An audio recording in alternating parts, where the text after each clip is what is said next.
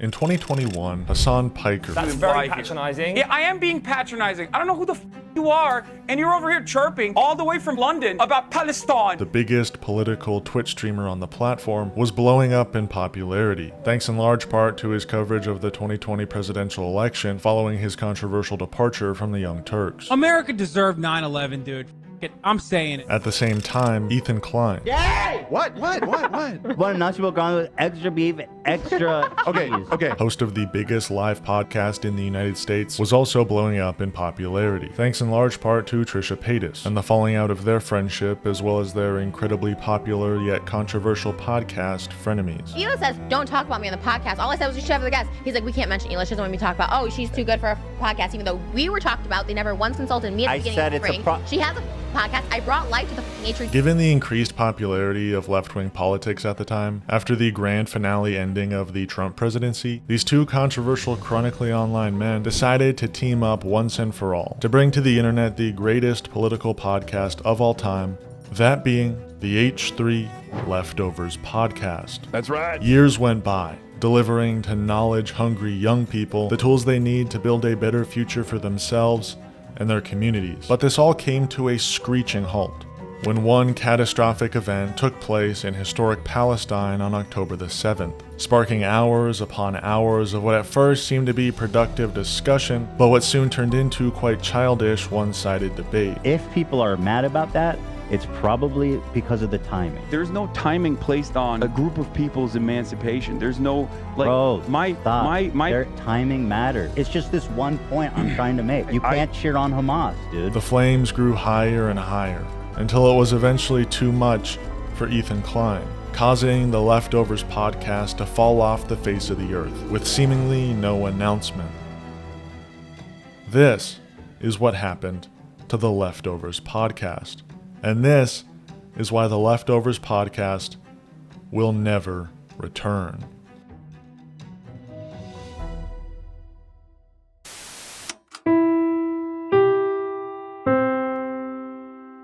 Today's broadcast is brought to you by viewers like you. Become a member today and unlock exclusive content at patreon.com/NorthstarRadio.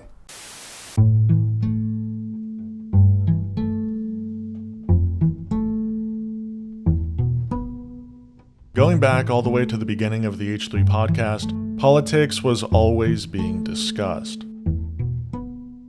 Jordan Peterson came on the podcast 2 times in the early days of his rise to fame. You guys know who Jordan Peterson is? He's like a psychologist or something, but he's a scholar. He's a scholar. He's a really smart guy. It's a very strange story in many ways because Hitler was obsessed with order and cleanliness. He was a very orderly person. He was very sensitive to disgust, because you think, well, the Nazis were afraid of the Jews, because they were other, and that's not right. What's more accurate is that, especially Hitler, he was very sensitive to disgust. That's what it looks like. If you're disgusted by something, then you want to eradicate it. Right? If you're afraid of something, you want to run away from it. If you're disgusted by it, you want to burn it to the damn ground. You want to get rid of it. Andrew Yang came on the podcast 2 times in the early days of his rise to fame, and in the post-Trisha Paytas timeline of the H3 podcast, political discussion shifted drastically to a more supportive, inclusive understanding of the ever-changing world around us. This guy is the peace and love guy. There's no such thing as trans people. That's something that you created. So have fun with your little dreamland, but that shit's not even real. Take it from me, a dude who's never known a gay person. Penis? Dude. Vagina? Girl, done. Slam dunk. Come in here with that fucking We got him again. Slam dunk. Penis, vagina. Boom, boom. But it wasn't until one fateful day when Ethan Klein and the H3 podcast decided to dive into the deep end of the online sphere of political commentary. That day was the beginning of the end for Steven Crowder. Oh, there he is. Oh no, Sam Cedar. What a fucking nightmare. But before this was released on the H3 podcast channel, 10 months after Hassan Piker made his first appearance on the H3 podcast, Ethan Klein made his first ever appearance on the Hasanabi broadcast to promote the release of this once-in-a-lifetime debate. Boys, girls, Ethan Klein to the H3 podcast. Are you pretty hyped up on the Crowder Oh my God, I'm so hyped up, dude. I'm so excited. Are you wearing holsters right now? Yeah, yes. We're all wearing holsters. Now, was the debate any good? Not really. They certainly got Steven Crowder to admit to quite a bit, like running away from past debates with Sam Seder. You're so clever. I had no idea that you were taking your show off early last time, coming in today. He admitted that he followed the show last week. We got him. He admitted that he watched the show last week. We got him. Dude, we played him so hard because he literally was following. He saw that you went live, dude. We got him. Oh my God, we nailed him. But most of the debate was pretty anticlimactic. I have a general This is a rule. great opportunity. I don't start a debate based with people on a lie. And how about you get sabotaging? How about you get Steven, to show yourself, you coward. Steven, show yourself. Don't show your co-host. Ethan, you should show yourself. Ethan, how can you respect yourself as a man, brother? Steven, you are such a coward. Stop showing your little leprechaun co-host who comes out dressed like your sidekick. Come on, Ethan, why do you have to bring on a Show Steven. Despite the debate's disorderly nature, it sparked something in the mind of Ethan. A yearning, a craving. He had one tiny droplet of debate pervertry, and he couldn't go back.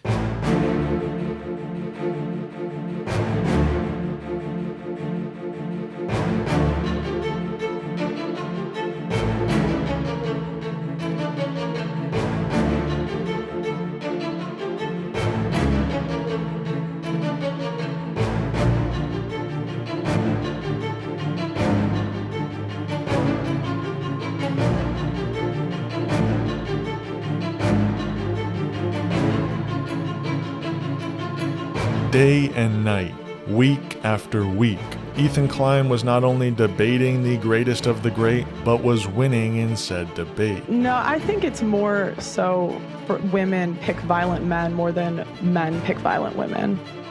Based on what? Do you feel that sometimes you argue from emotion rather than like concrete facts? I feel this to be true. Do you feel you do that a lot or no? I'm a woman, so sometimes, yeah. Okay. Interesting defense. You're done with that shit? Can we talk like adults now or not? I think this conversation has kind of been exhausted. People would rather watch me full screen cam do the worm do than that. Watch your prime, bro, watch your do prime it for content. a week. Do a week of no reaction content and see how many views you get. Oh, he's crying in the corner. Oh, okay, sure. He went up against world-class greats. People like a 20-year-old dropshipper. I'm just trying to flex on you guys. But why? I'm trying to show you guys what's up. A printer salesman. All day when you need a printer. A character from the Asian version of Get Out. I identify as Korean. A Quebecois. A carrot. And even a man from the Nexium cult. I got on the bus and they made an announcement about my Tourette syndrome. And earlier in line, a lady had heard me saying some inappropriate words. And she stood up and she said, well, how come he can say this word? Okay, that one was actually pretty well done. I have a theory for you. I'm ready. Okay, cool. I think you actually fake having Tourette's. Yeah, I think you actually don't have it. Here's my what did you think I had? Well, let me just break it down. I think this is kind of a funny thing. I doubt this is what happened, but maybe you just called someone the N-word on the bus, and then you're like, oh, no, I have Tourette's. As somebody with Tourette's, I actually have Tourette's. I know it's not curable, so I just find that claim to be absolutely a pseudoscientific, crazy claim that has no backing in science or at all. And I think you're actually... in my opinion, as someone with Tourette's, I think you're scamming people. Did you say that you have Tourette's? I do have Tourette's. I didn't know that crazy. Yeah, I know. That's why I was so surprised when you emailed me, because I was like, I have Tourette's. And what's interesting too, I've also talked about how much I hate Keith and Nexium and what a psycho he is. So when I got your email, I was like, this is incredible. And I could totally see how it is you fell into a cult, because you clearly don't do any research. Mind you, this was all taking place in the same timeline of the Leftovers podcast. They began the show on September 26, 2021, and Hassan Piquer, but I'll call him Piker, seemed a bit uncomfortable at first, just getting the feel of the room and his ability to speak at will. This also wasn't a brand new podcast, rather a brand new show on an already existing podcast, so it makes sense it'd be a little challenging for Hassan Piker to just jump right in. But after only a few episodes, everything was perfect. I had already been radicalized by Hasan in 2019 and 2020, but the partnership of my two favorite creators only grew my passion for politics even more. So during this time, Ethan and Hasan are becoming best buds. They do a weekly show together. Ethan comes on the Hasanabi broadcast again. Hasan visits the H3 podcast again to help in the interview of Liver King. And during this time, Ethan is participating in debate after debate. And Hasan is watching these debates on his stream, supporting Ethan in his performance as friends do. Hasan would even text Ethan talking points during the debates. This is from last year. It says, "What the F is happening with gay people? 10 years ago, everyone called them F words, the F slur for gay people in high school. And today, 1 in 6 high schoolers claim to be gay." 1 in 6. So yeah, it's continuing. More and more people. So do you miss the days when we could call gay people the F word? No, I just think it's surprising. I think it's crazy that that's happened. It's been such a popular trend lately. Yeah, but that's not true either, is it? No, it is. What's your data? My cousins that are in high school. I've talked to my cousins in high school. It's data. Strangers. People liked that video and commented on it and said the same thing. Oh, that's data. Never mind. Ethan got to bust out the left-handed. The number of people who are left-handed. The amount of left-handed people back in the day was really low. I sent it back. People left-handed were seen as inferior, and they were forced to use their right hand more often. But as it became more acceptable and people realized left-handed people weren't demons, then the amount of left-handed people increased, and it became steady at what, like 10% or something? 12%. 12% is left-handed. It went up astronomically all of a sudden. Would you say people choose to be left-handed? I don't know. I don't know anything about it. Yeah, but that'd be silly. Why would you? You don't know anything about anything, and yet you still chirp on it. Why not chirp on this too? But little did Hasan know, he was feeding the thing that would eat him.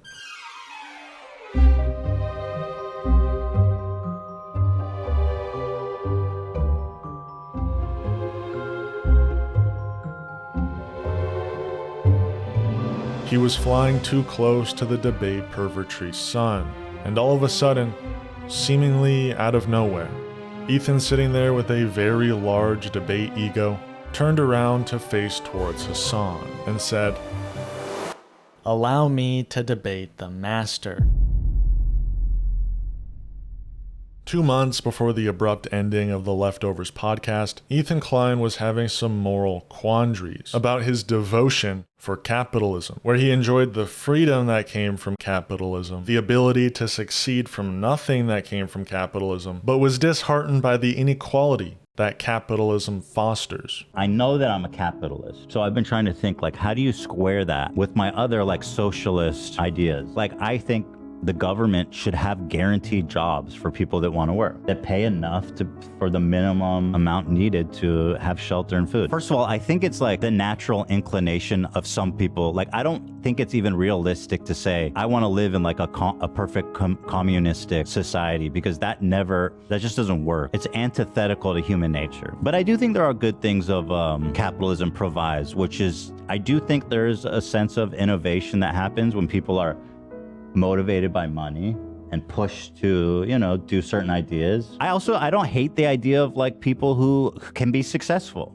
I think it's good. I think that capitalism is a more realistic system of governance than like fucking communism is, Communism never works because people are inherently corrupt, and whoever's in charge they're gonna be greedy, they're gonna be corrupt, they're gonna fuck everything up. It doesn't make sense. Like, it's almost like weird virtue signaling to be like, I'm living in modern day America, but I want a full communist revolution. I'll take on humanity, dude. I am a capitalist. What do you want? You know what I mean? Yeah, and I think but the thing is, like, they think that like workers should share in the, workers should get a % of your earnings, essentially, a percentage of their production. I don't agree with that. You're watching a capitalist pig. Deal with it. You guys are all like radical communists? There's that many radical communists? They're not radical communists. Not everybody that's anti-capitalist is a communist. It is kind of a radical take, that being like full anti-capitalist. I mean, you're essentially advocating to change the entire structure of all societies today on Earth. That's not radical? Do you think democracy is a good thing, and do you think democracy is what helps prevent? Yeah, but obviously our democracy isn't perfect either. Right. But you think ultimately that being a democracy, living in a society that votes and has, the people agree on who should represent us and who should lead us is something like that's a better system than like say China, right? Where they have a council of elites and somebody is elected from within, right? Yes. Okay, so what if we ran companies that way? On the following Wednesday episode of the H3 podcast, Ethan once again brings up the capitalism discussion, stating that he's been thinking a lot about it and is looking forward to a further discussion with Hasan on the following Thursday. Last week was the capitalism versus socialism week. But I have to tell you, I want to talk about it more tomorrow because I've been thinking a lot about it. Great. I do. I mean, that's what Thursday is for, right? That's what Hassan's there for. You can talk about it with him. Ass, grifter, dog shit, moron, motherfucker. All right, good. To be clear, I'm not a capitalist. I'm a social democrat. Okay. I think that distinction is important because people lose their fucking mind when I say like, I'm a capitalist. They just think that I'm like some fat cigar smoking boot on the worker's face, grind him into dust. You know what I mean? I'm a social democrat, motherfuckers. Recognize, bitch. But actually, I am looking forward to tomorrow because I have been thinking about it quite a bit. Going into the discussion, Ethan had one overarching question. What is it that social democracy can't achieve that socialism can? That's my question. Okay. Let's talk about it tomorrow. Yeah, we'll talk about it tomorrow. Now, does Ethan actually want the answer to this question? Does he actually want to learn? Or does he simply already have an opinion on the subject he is willing to argue for hours? Yes. Ethan prefaces the discussion by saying he's excited for the conversation, as he's been doing a lot of research. That research being talking to ChatGPT. I want to better represent my position because I don't really know a lot, and I feel like I've done a lot of research in the week following. Let the conversation So, begin. What did you do? What did you read? What kind of research did you I had a very in-depth conversation with ChatGPT. Respect. Okay. That's good. I asked it really kind of. Well, Ben Shapiro thinks it's socialist, like ChatGPT socialist. So like ChatGPT probably Lenin. Right, yeah. ChatGPT keeps it so real. You don't even know. ChatGPT Lenin pilled you. They focus this discussion on a few distinct questions or quandaries Ethan is having with capitalism, and he's not as willing to learn as he originally made it seem. And the labor class still I feel like exists. that's an assumption. I don't know that that's true. They first discuss his overarching question. What can socialism achieve that social democracy cannot? So let's talk about this.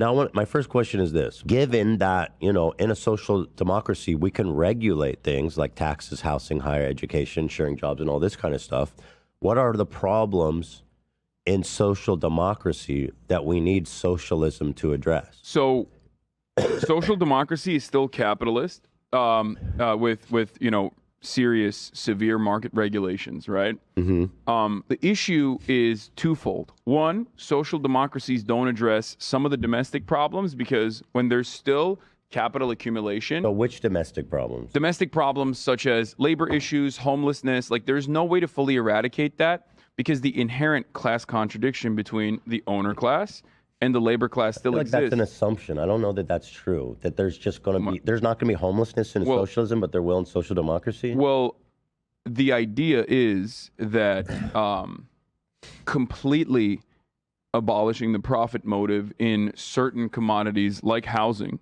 for example, will address that problem because then you're making housing specifically for need rather than so you can make money off of existing units. But we acknowledge that in a social democracy that's run ideally, the homeless and whoever else needs a home for whatever reason would be provided one.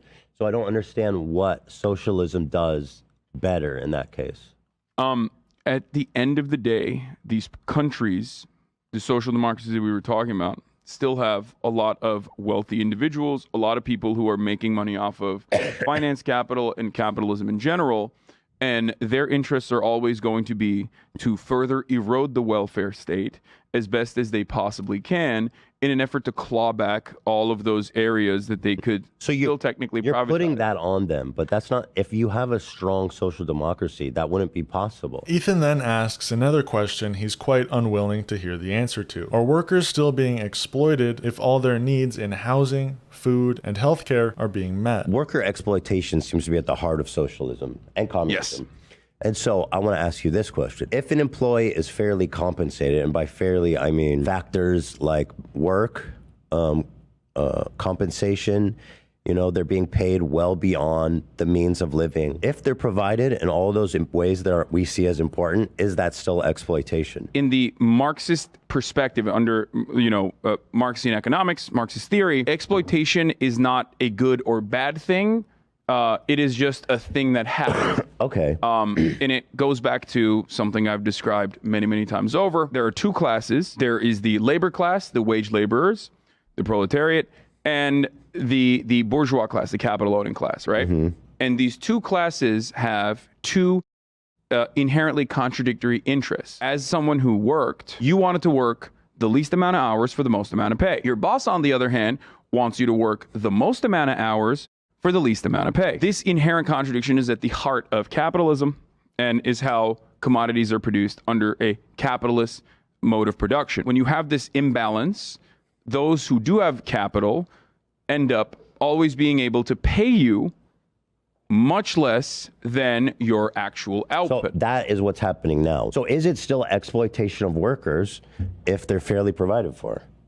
Yes, because the fairness in this regard is not met on the metrics of like living standards, but instead on the metrics of what their output is. If the employee is extremely satisfied, and they feel well provided for, who are you to tell him he's being exploited? Ethan continues in his failure to learn and brings up a similar question in the field of workers' rights. Why should workers be given democracy in the workplace in the form of decision-making and profit sharing when they themselves did not create the business? I want to give you a specific example because this is interesting to me. Let's just take this workplace as an example, because we're all familiar with it. I started my career 10 plus years ago, and I was successful by myself with 0 employees. I made a lot of money. I did well for myself. And then, 5 years ago into my career, I made the podcast, which obviously you all are watching now. Let's say we go back to 5 years ago when I hired Dan as a freelance. You started as like a consultant. Or a freelancer, yeah. And obviously you moved to full-time, and I'll get to that. So he started as like a freelance consultant. What would be a fair way of compensating him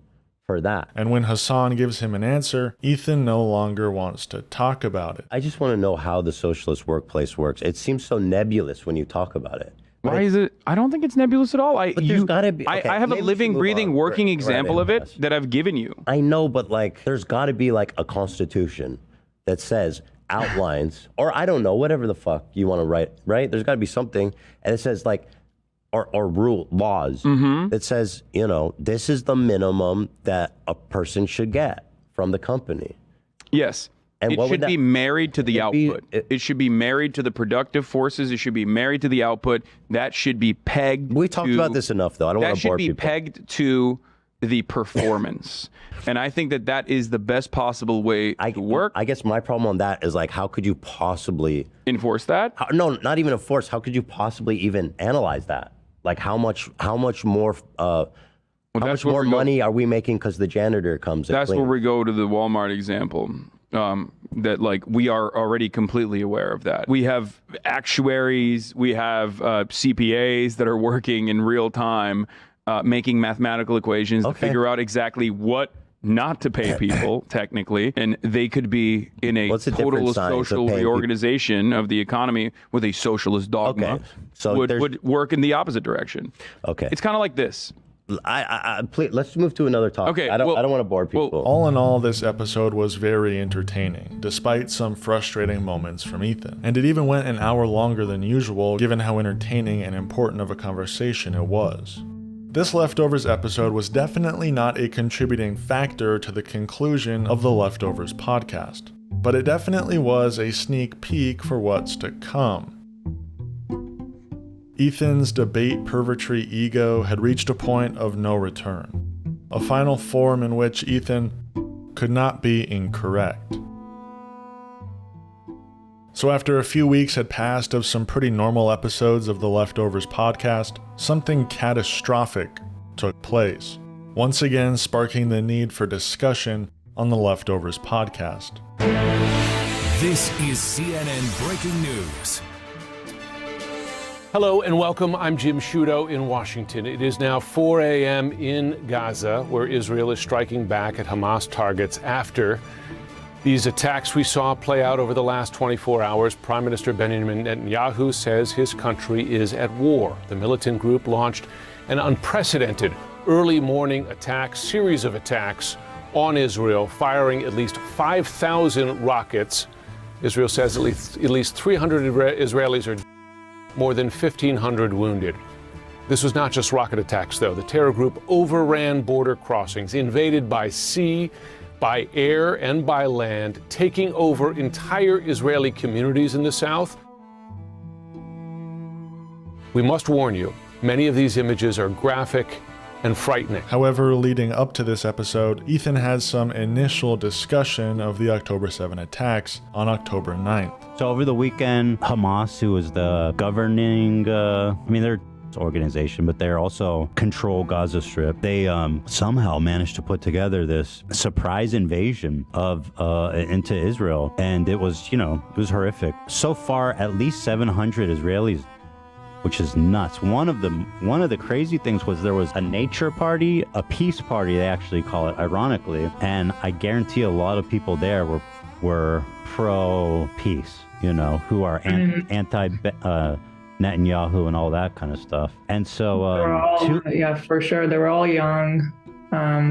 Definitely that type of crowd that is unhappy with the government. The really sad kind of crazy thing is that, I don't know if this has changed, but last that I heard, Hamas didn't even know about the party. They just happened upon it. This discussion was pretty tame, and mostly understandable coming from two Israelis after such a catastrophe took place. Ethan even made sure to make his stance clear about the Israeli government. Not by speaking from the heart, but by reading a tweet of a Notes app screenshot from 2021. You know what? Let me do this. Before I even talk about this, let me just tell you, first of all, just so it's not ambiguous about how I feel about this situation as a whole. Okay? Let me just say this. I tweeted this. I think this was when the IDF blew up some apartment building or some horrific shit in Gaza a few years ago. I said the Israeli government's making me sick. Even if Hamas is operating as civilian buildings, it doesn't justify the total destruction of that building. It's inhumane. Netanyahu's a piece of shit warmonger. It needs to go. As a dual citizen, I love Israel and the Israeli people. They deserve a government that actually believes in peace and not force and violence. The ultra-right Jewish settlers are among the greatest provocateurs in the world. They're shameless, hateful, fueled by religious zeal, and enabled by the Israeli government. I wish the settling and repositioning of Palestinian land would stop. I wish the bombing in Gaza would stop. Gazans deserve to live a life free of fear. For all the crimes Hamas has committed, we must always remember that they are not Palestine. The Israeli government holds all the power, and it is on them to stop the violence and show a true willingness for peace. Okay, so just so it's not unambiguous. Now, I wouldn't say this discussion was completely tame, as Ethan got quite caught up in the timing of it all, criticizing people for saying Free Palestine as the attacks were taking place. I think what people don't understand when they say that is like what it means to somebody in Israel who's going through grieving right now of so many people around them and their life as it used to be. Nobody knows right now what to expect and how long this war is going to last. Like, when you come out and say Free Palestine after they just lost everybody, they have children taken away from them, that's not, if you're really for humanitarian reasons, that's not what you should be saying right now. And I'm Free Palestine too, right? It's just the timing.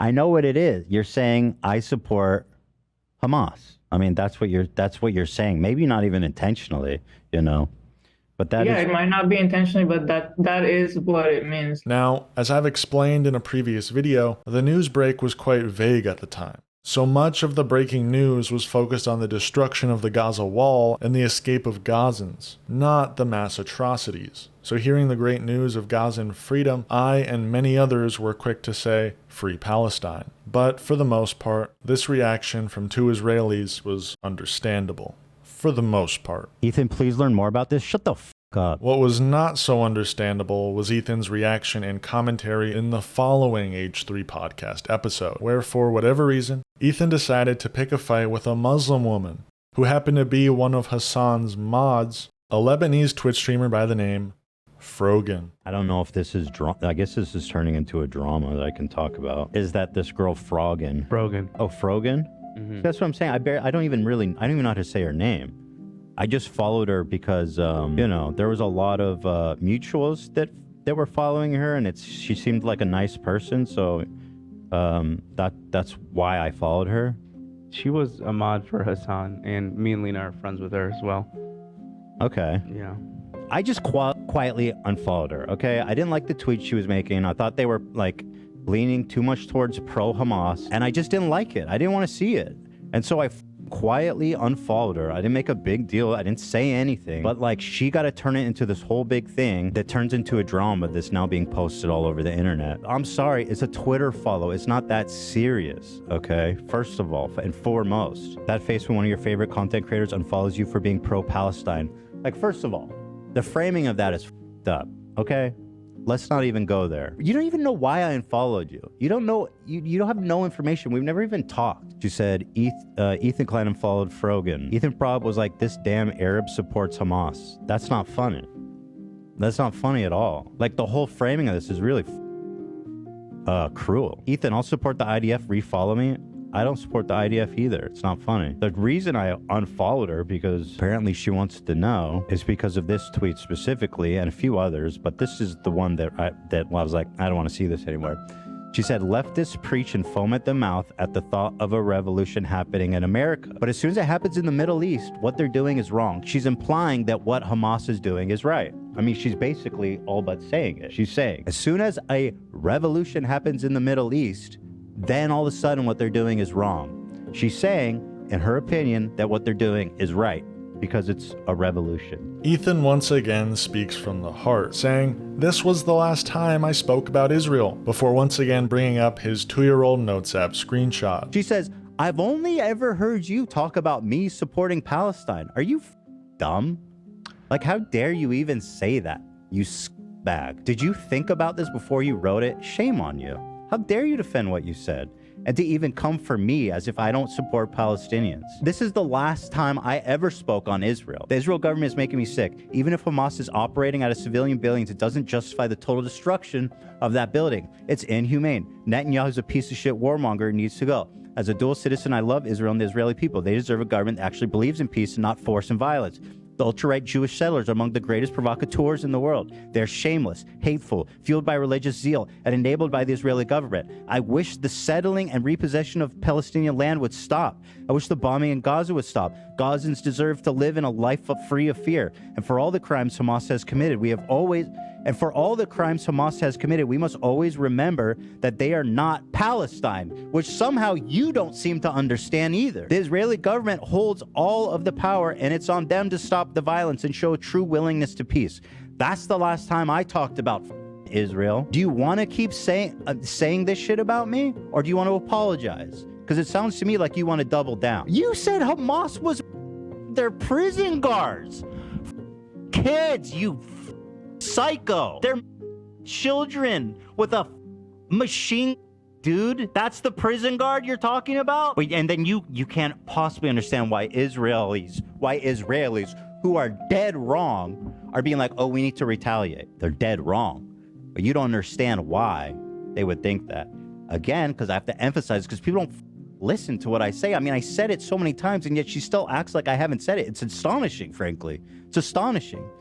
This statement has made her original one even worse. She's basically just coming out and saying it. Yeah, Hamas are freedom fighters, taking out their prison guards. Oh yeah, and by the way, Palestinians. She's calling Hamas just Palestinians. How's that help them? So yeah, that was probably the least productive commentary on this subject that could have ever taken place. And it honestly makes Ethan look like someone who cares more about winning a debate than they do about the lives of others.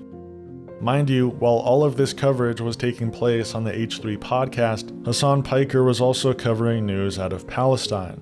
However, doing so in a much different way, a much more thorough way. Rather than repeatedly reading a tweet of his from 2 years ago, Hasan was spending 8 hours a day covering news out of Palestine, all the while not compromising on his values while losing viewership and followers because of them. So, when the inevitable Leftovers episode took place, the two co-hosts had quite clashing perspectives. In one camp, you had someone distraught over the loss of life, someone pushing for the full liberation of Palestinians as a preventive measure to make sure this never happens again. And in the other camp, you had someone distraught over the loss of life, but who was much more preoccupied in being optics police for the perspective he claims to uphold. And this was the perfect storm to bring us the sad, depressing, heartbreaking final 4 hours of the Leftovers podcast. We're going to be discussing the conflict between Israel and Gaza that's happening right now. Obviously, there's been a lot of emotional, charged stuff going on. If people like me and Hasan, which are basically so close to the same ideals, can't have an amicable conversation about it, then there's no hope for anybody. Once again, Ethan speaks from the heart and is definitely not reading a statement he made 2 years ago. And I like to say this at the top because people are always going to call me a Zionist. People are going to call me a IDF supporter, genocidal, all this shit. And I've been saying it every day, every time I can say it. So if you see anybody saying that, you know they're liars and bad faith weirdos. So here's what I'll say about Israel, okay? Listen, this isn't the first time I've said it, and I'll say it many more times. The cabinet is run by genocidal maniacs, okay? They're led by Netanyahu, who should resign in disgrace and go to prison for being a war criminal, okay? He's made a coalition of the most radically conservative freaks that don't represent, by the way, the majority of Israelis. And they're hellbent on genocide, frankly, overtly.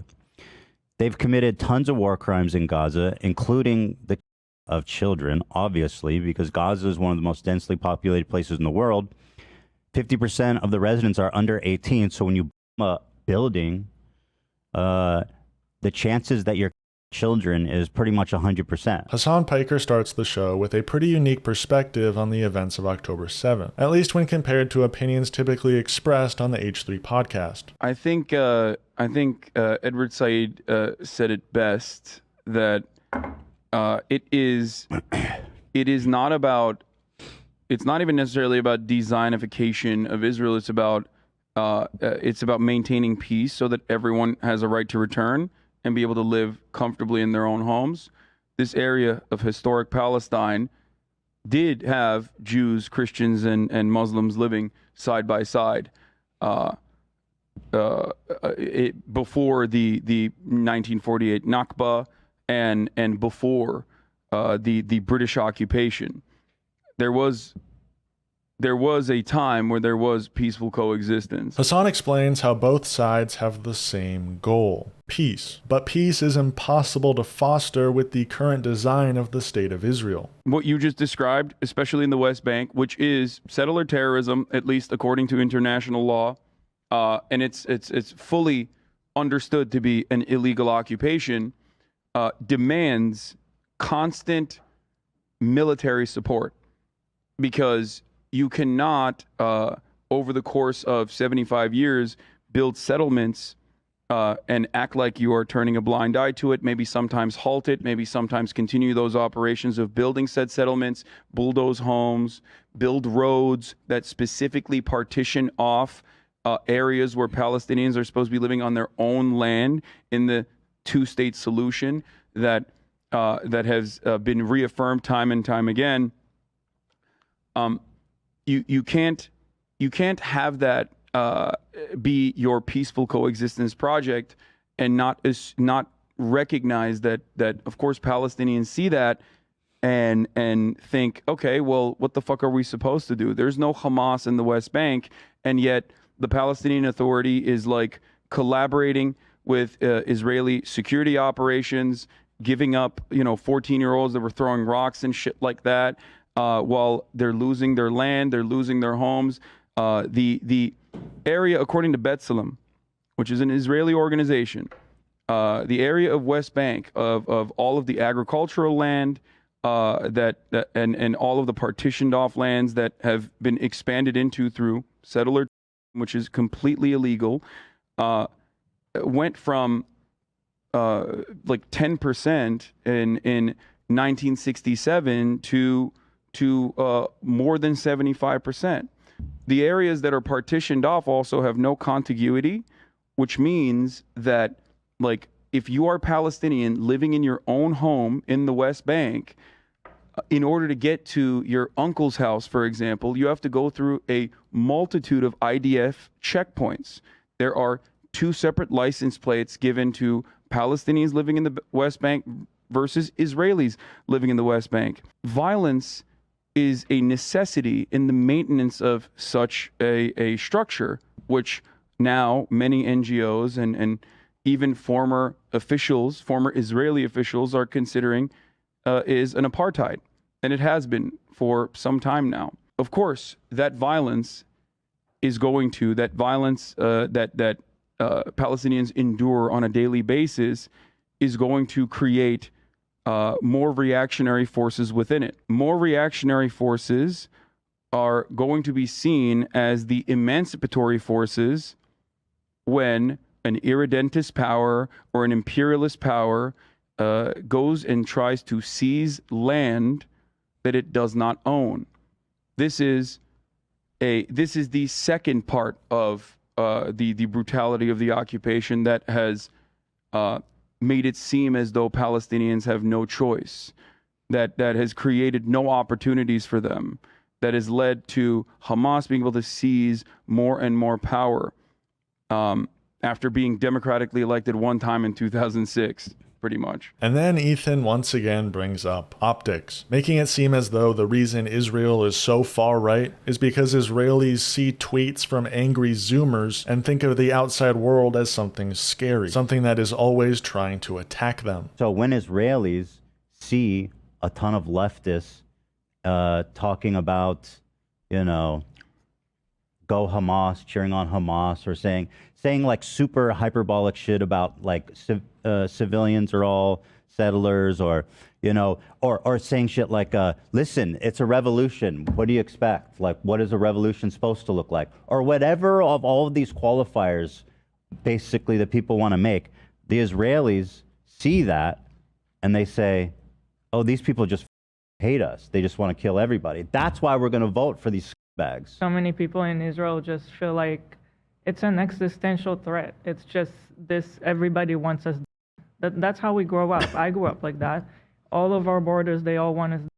Rockets are always coming over. I was afraid to go on a bus as a child. And again, it's like that's your life. You're under threat all the time. And Hasan brings up some very crucial context. I mean, we don't have to get into like the history of why Jewish people would be understandably paranoid and worried, considering how they have historically been singled out as villains every single time. And so you would understand it's hard for some people to distinguish. No, I know you do, but 100%. I'm just saying this. I'm just saying this. 100%. You might understand how it's hard for some people to distinguish anti-Semitism between like criticism, especially when it's like a criticism that's very lax on violence against Israelis. So you're absolutely correct on that front. Here's what I will even dive into further,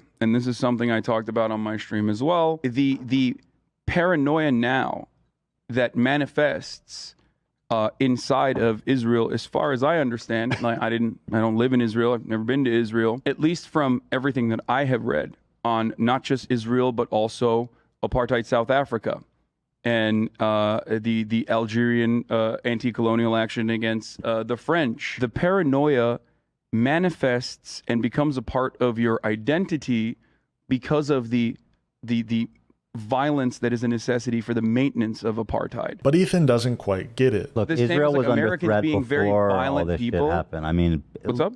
From the moment Israel was established, the neighbors were trying to kill them.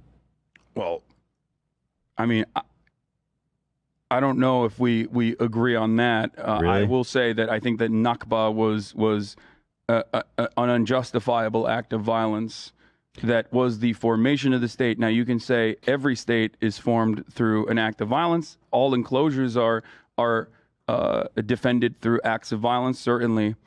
But I think that there was, this extends, like what you say to West Bank, what you say about West Bank settlers was the original position of the Israeli state's formation. Ethan actually brings up optics several times throughout this discussion, like tweets from Mia Khalifa. It's the timing, dude. It does matter. There's an asymmetry to the violence, but there's also an asymmetry to the coverage as well. Mia Khalifa is a good example. You and I were talking about this on the phone earlier. Mia Khalifa said things that I find to be distasteful and wrong. Okay? Worse than that.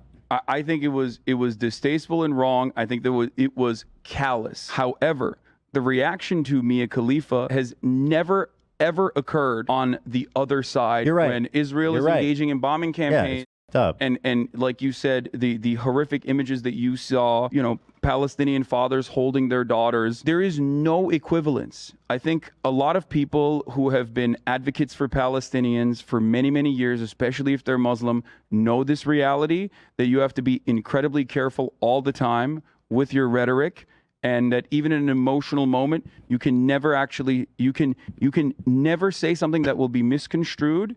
And Mia Khalifa said something that was inappropriate and unacceptable. She showed a picture of roaming in a pickup truck murdering civilians. She described that as a Renaissance painting. Yeah, I mean, I saw. that's worse than unacceptable. So it's evil. So you're correct on that. Okay. So let me ask you this though. Yeah.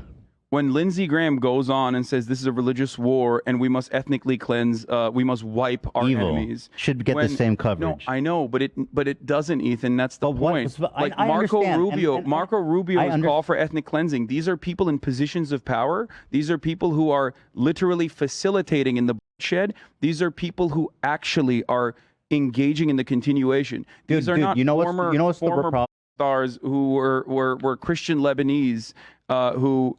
Now whatever, dude. She was getting a lot of attention. People were liking it. It wasn't like, but here's the problem. That's meaningless, is what I'm saying in the grand scheme of things, because that doesn't. Hassan, let me make my point. Honestly, throughout this entire video, it feels like Hassan is telling two Israelis things about Israel and Israeli history they've never heard before. Benjamin Netanyahu, when in 2008, people living under brutal occupation in the world's largest open-air prison in Gaza, where 2 million people live, and 47% of that population is under the age of 14 and under. They did a peaceful march, a demonstration for a right to return. Thousands of children, babies, and adults alike were ruthlessly shot at by Israeli snipers in that right to return as they walked and demonstrated and walked towards that fence, walked towards that border fence that traps them inside of Gaza. Thousands. And at the same time, it feels like Ethan and Hila are tag teaming to dish to Hassan every single Israeli propaganda point ever concocted. My generation's grandparents are people that survived the Holocaust, and they escaped to Israel to start a country for Jewish people because they were, we all know the Holocaust. And what happened this time is a really scary reminder to all of us Jewish people, and that's how I feel, at least, that it's a reminder. The Holocaust wasn't that long ago. What happened this time is really scary, and it really does bring up this topic. And see, I don't think that you can even say something like that without starting a debate, and I don't think that's right. The reason why people would react to it, or even myself, as a matter of fact, would react to that is because while you're absolutely correct and your feelings are totally valid, what is happening currently is a ongoing, at least 75-year campaign of ethnic displacement upon people who had nothing to do with the Holocaust. And that is And dude, we're just talking about the Israeli psyche. I don't. No, I understand. Hila, having grown up in Israel, really sheds a light during this conversation of the propaganda drilled into the psyche of every Israeli, likening the October 7 attacks to the Holocaust as a targeted attack against Jews for the sole reason of them being Jews. That's a pretty wild statement. Time and time again, throughout this entire discussion, Ethan was really pushing only for one point: mutual empathy. When Hasan tried explaining the experience of Palestinians in Gaza, Ethan would always say, "I know that, and Israelis are also living in fear." You know, the same argument as all lives matter. And it's important to say this is not about right or wrong. It's about having empathy for the Israeli experience. I feel that a lot of people, not all, even a minority, but enough that it's noticeable, don't have that level of empathy where they see Israelis as like full-blown, diverse human beings. How is there ever going to be peace, like genuinely, if there's not empathy to at least understand? Like I'm not to agree with, but to at least understand. At a certain point in this discussion, Ethan decided once again to bring a friend of Hassan's into the conversation, specifically to call him an evil person. At this time, I want to turn my attention to some of the very evil takes I've heard some prominent folks making about Israelis. Here is one such example of a dude, and this guy is very popular. He has 1.6 million subscribers. He is a very popular political YouTuber. I can't see anything. Called Second Thought. Sorry, this. Oh yeah, he's my friend. I like JT. All right, well then, you tell me what you think about this. So here he is doing a podcast. I've been on. I think is this Deprogram? I've been on the podcast. I don't know what it's called, but this is just a clip from Yeah. So here's his take on this. And Faz also very much. He says, did the Palestinians actually take civilian hostage, or is that fake news? I don't care. Yeah, the occupiers I are don't, not civilian. First of all, just straight off the bat, The person that's talking is Hakim. He is a doctor in Iraq, and of course, just to put this into a decent frame of reference for those who are unfamiliar, I think he will probably have a much more ruthless position on the matter, considering how he feels about American forces and what they've done to his This home I'm pretty and sure is family. all Second Thought. No, the one who said... No, I know. Yeah. Here. And Faz also very much. He says, did the Palestinians actually take civilian hostage, or is that fake news? So wait, who's talking there? That's Hakim. The occupiers I are don't- not civilians. That is what it comes down to. Like if imagine like if Sorry, go on. Germany, let's say Germany to be non-controversial. That's him, right? I think so. Yeah, I think so. Controversial. And not that it matters. invaded the United States, and they said, you know what, Cincinnati, Ohio is our ancestral home, and everyone knows that's blatantly false. But they take your home, they murder your grandma, they bulldoze like your neighbor's house. Are those people civilians there? No, they're occupiers, and those are criminals. That is, there are no civilians there. And So according to Second Thought, he says that every Israeli is an occupier, and there are no citizens there. There's two different schools of thought within, I would say, anti-Zionism. Those who believe that all matter of settlements that were propped up even in the inception of the Israeli nation state are unjustifiable, and that they are settlers. So they extend beyond your perspective that you agree with, which is because West Bank is a settler occupation. I think it's an extremely evil thing to say. Do you think what he said is evil? I think it is, one, unproductive, and two, it does not meet the realities on the ground, and it's not a viable solution. Calling, just to be clear, calling babies... No, of course not. Settlers. Of course. And they're not even living. They're not. Okay, yeah, good. they're babies. So I just want to say, I have a question for you. that this guy's a fucking evil piece of shit for saying that. This conversation eventually got to a point where Ethan was just far too focused on the optics of it all, to the point where Hasan was basically laughing at Ethan for how silly his frustrations were. Well, let me ask you this. What's up? a fan of Second Thought who's listened to him dehumanizing Israelis that way, do you think that listening to him might inspire one of those people to be like, hey, I'm going to go join this, What, Hamas? Well, no, I mean, it's a according to it's a pro-Palestine. You think a fan of Second Thought's going to see, okay, let's walk through it. You think a fan of Second Thought's going to see that and be like, I'm going to go to Gaza, I'm going to join Hamas? That's not what I said. I said he's going to go down to the Upper Sydney at this location and be like, hey, yeah, let's the Jews. Everyone's saying it. Nobody seems to care. I guess it could happen, certainly. Okay. I'm still thinking about a Second Thought YouTube fan being like, I'm going to go rise up in the global jihad and rise up against Israel and purge it. I understand that. May Allah guide my weapons. But this still wasn't the end of Leftovers. Although being the final episode, Ethan and Hasan would meet one more time to further discuss Ethan's framing and overall understanding of the conflict. This time, however, the conversation would take place on the Hasanabi broadcast. And this is when the prospects of the Leftovers podcast continuing were called into question, with the initial discussion revolving around the two-state solution. So basically, I wanted to talk about specifically the one-state versus two-state solution. And my approach to this when talking about it is purely pragmatic, and I'm trying to be realistic. I think our goals are aligned in that we want peace, a lasting peace, a meaningful peace. I know it seems like impossibly far away, but I do think there are certain starting points that we need to come from and agree on before expanding out from there. And one of them is this issue. You don't believe in a two-state solution. I'm assuming I used to believe in a two-state solution. I was an advocate for a two-state solution, and I think there are a lot of other people who also used to be two-state solutioners themselves that have changed their perspective dramatically over the course of the past couple of decades. Due to the settlements and the rapid expansion of settlements. My question to you is this, and again, approaching this from a fully realistic perspective, what do you think would happen in the region that would result in Israel conceding to a one-state solution?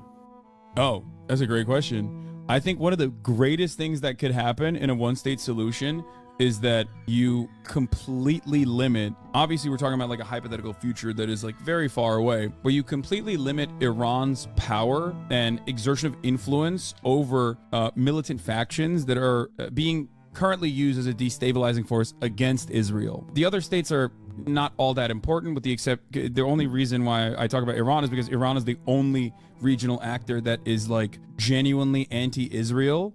They see Israel as an expression of Western influence in the region, and of course they will use, like, they have Hezbollah, another Iranian-backed movement that became a political party as well, as a consequence of like Israeli incursion in Lebanon as well in the civil war. And these are all opportunities for Iran to push back by way of Syria, by way of Iraq, by way of Lebanon, by way of the Houthis in Yemen. They would not be able to utilize these militant factions if there was a permanent peace solution.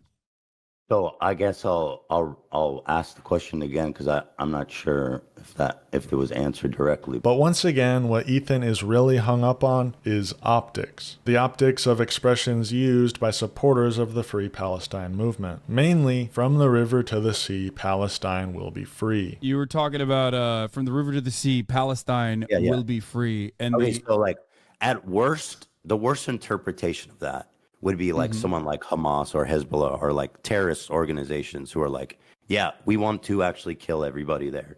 That's the worst interpretation of it. I know that there's a lot of people, obviously, vast majority of people who do say that don't want to kill all the Jews there, right? But like, so at the best interpretation of it, it basically means, as I've said, this one state dissolution of the state of Israel. And a lot of people also see that. I would say the vast majority of people in Israel see that as a genocide. And no matter how many times Hasan tries to explain how unimportant it is to focus on these things, when even many pro-Palestinian Jews use this expression, Ethan doesn't want to listen, once again pushing some sort of all lives matter argument. Jewish people themselves say from the river to the sea, Palestine will be free. Jewish people are at the forefront of the anti-apartheid, anti-Zionist activism, Jewish Voice for Peace, Jews for Economic. And the existence of Jewish people doesn't, I don't, that point is not very persuasive. I mean, of course there is. What do you, of course it's, I think it's very important. Because if there's it was Israelis that say it, no. Therefore, a minority or Jewish people shouldn't be offended by it because some people say it. I mean, there's an interesting phenomenon going on here where when minorities tell you they're offended by something, usually, especially liberals and leftists, they'll listen because it's not their place, right? They'll say, it's not my place. If you say it, then that's what it is. I mean, Jews make up 60% of all hate crimes in America right now. Mm-hmm. So when Jewish people look at that and they say, listen, it makes me uncomfortable the way that that's used. I find it interesting that people see that as an opportunity to argue instead of listen. Especially to me, it's like you can make the same argument about the Confederate flag where Southerners will be like, listen, it's just about our heritage. You know what I mean? That has nothing to do with racism. And maybe, and some people do believe that, right? But at the end of the day, if a black person is like, that Confederate flag is offensive to me, you're not going to argue with them and say, no, it's just heritage. Like, not everybody who uses it is racist. Ethan even likens the organization Jewish Voice for Peace to Nazi collaborating Jews. I'm not going to talk about this as like Jewish people in general. The reason why I brought up Jewish Voice for Peace and other groups using this as well, like Jews themselves in America using this anti-Zionist slogan, indicates that this slogan isn't one that is about the evisceration of Jews. If that was the case, then they wouldn't use it. There was Jewish collaborators with fucking Nazis. Ethan, don't do that, please. Don't say that the Jews' Voice for Peace are akin to capos. Like that's. I'm telling you that the mere existence of Jewish voices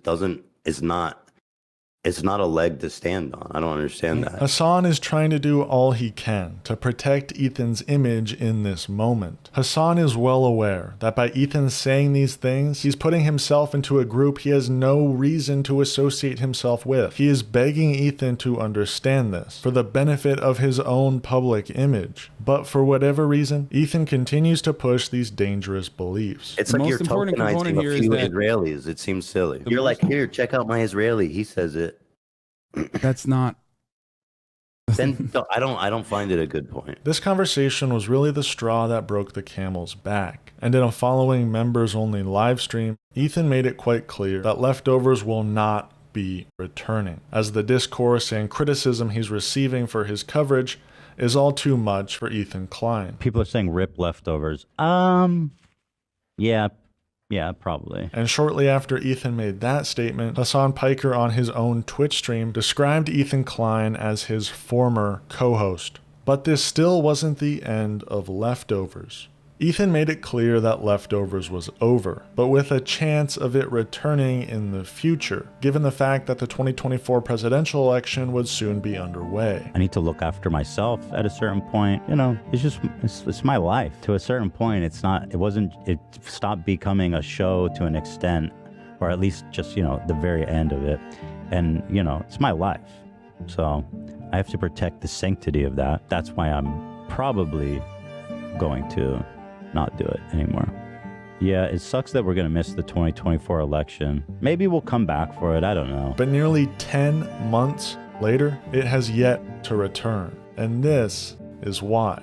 Although the Leftovers podcast ended, mostly because Ethan was done talking about the subject and receiving so much hate because of it, Ethan continued to talk about Israel. And he even continued to talk about Hasan and people Hasan is associated with. But this time, now that they no longer have a show together, Ethan is a lot more critical. And he even continues to be an unproductive voice in the Palestine discussion, continually bringing up his problems with the left and continuing to focus on optics and not the devastation. It really pisses me off because I never said a damn bad thing about that guy. And that's why I says when you need to explain your reason for calling me a racist, calling me a genocidal, a Zionist, which by the way, Zionist is just another slur for being a Jew. You know how many people now call him every Jew's a Zionist. Just call me a Jew and get it over with. It's just the truth. I'm pulled myself all the way to, outright saying that it's apartheid, that it's genocide, that the Israeli government is committing. And so, but you still want to call me a racist and a genocide and a Zionist. Why would you call me a Zionist when I have said all the things that you want to hear from me? I want to meet you right in the middle. You still spit in my face.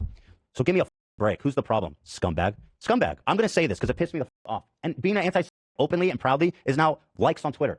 Frogan, she tweeted out, she goes, I have a problem with my Zionist therapist. Just call him a Jew. I'm sorry, but you can't talk like that about any other minority. I had a problem with my Zionist therapist. What'd you talk your Zionist therapist?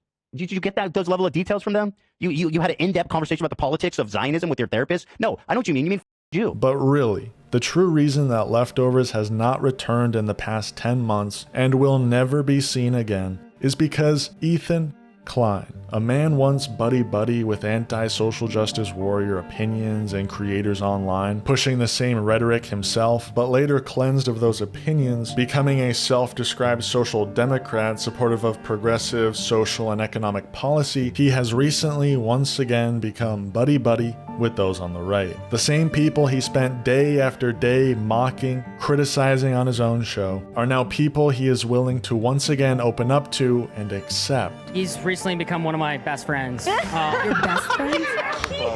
We're close. We were supposed to come out here together, but he faded me, so.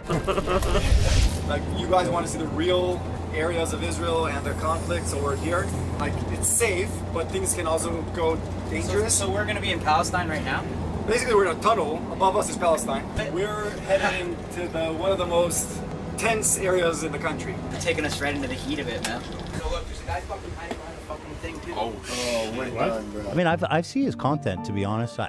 I've seen mostly on TikTok. I see Destiny debating red pill people and stuff, and in general, I think it's good. I like what I see on TikTok. I don't know if it would have qualified as the crime of apartheid. Just like if Israel were to literally nuke the Gaza Strip and kill 2 million people, I don't know if that would qualify for the crime of genocide. In your eyes, probably not. And that is why Leftovers will never return. And that is why the H3 podcast is exponentially collapsing. But that's a video for another day. Thank you for watching North Star Radio. Peace and love. Free Palestine.